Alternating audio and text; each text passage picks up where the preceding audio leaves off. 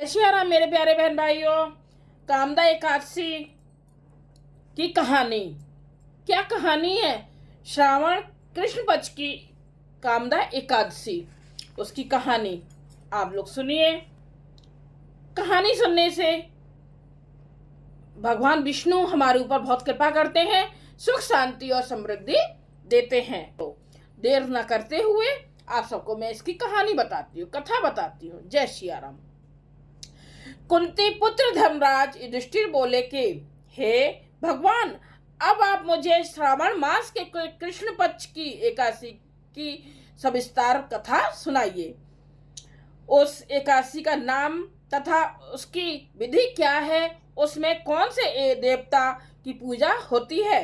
श्री कृष्ण भगवान बोले, हे राजन, मैं एकादशी की कथा कहता हूँ, उसे ध्यानपूर्वक सुनो। एक समय इस एकादशी की पावन कथा को भीष्म पितामह ने लोक हित के लिए नारद जी से कहा था।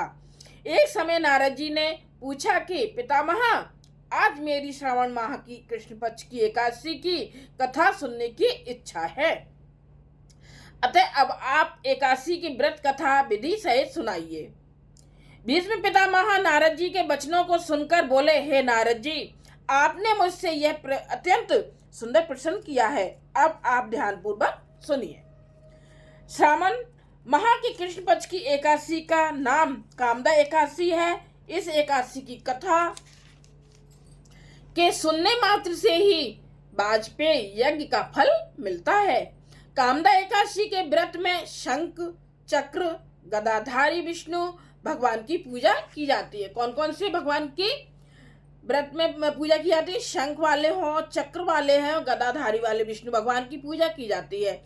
जो मनुष्य इस एकादशी को धूप दीप नैवेद्य आदि से भगवान विष्णु की पूजा करते हैं, उन्हें गंगा स्नान के फल से भी बड़ा फल मिलता है।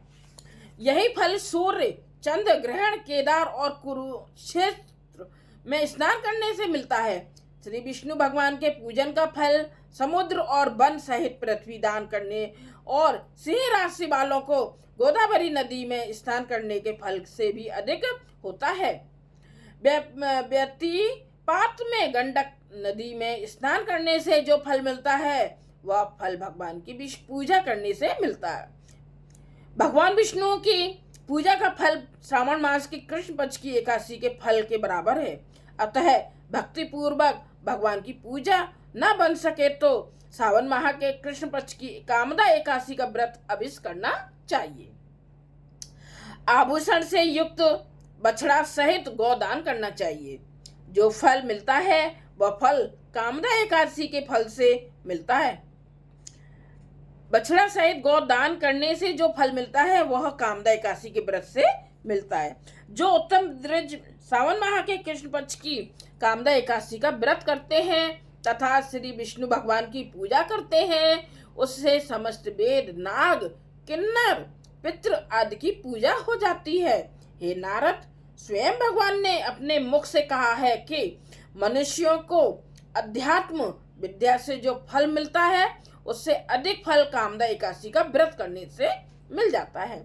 इस व्रत के करने से मनुष्य अंतिम समय अनेक दुखों से युक्त यमराज तथा नरक के दर्शन नहीं करता। कामदा एकादशी के व्रत तथा रात्रि के जागरण से मनुष्य को योनि नहीं मिलती और अंत में वह स्वर्गलोक को जाता है।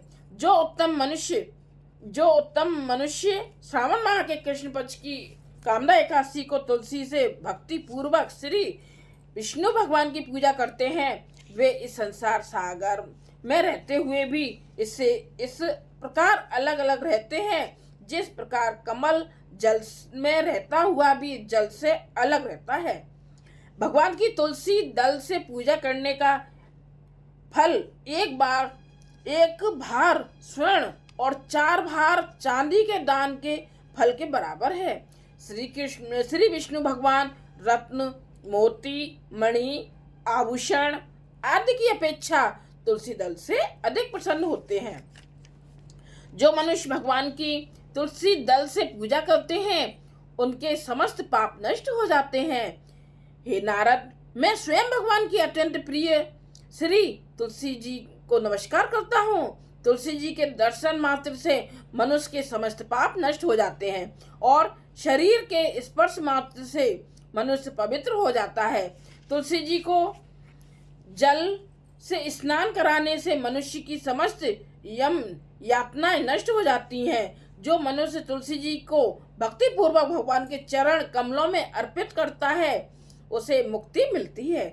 जो मनुष्य एकादशी के दिन भगवान के सामने दीप जलाते हैं और पितृ स्वर्ग लोक में सुधा का पान करते हैं, जो मनुष्य भगवान के सामने घी या तिल के तेल का दीपक जलाते हैं, उनको सूर्य लोक में भी सहस्त्रों दीपकों का प्रकाश मिलता है।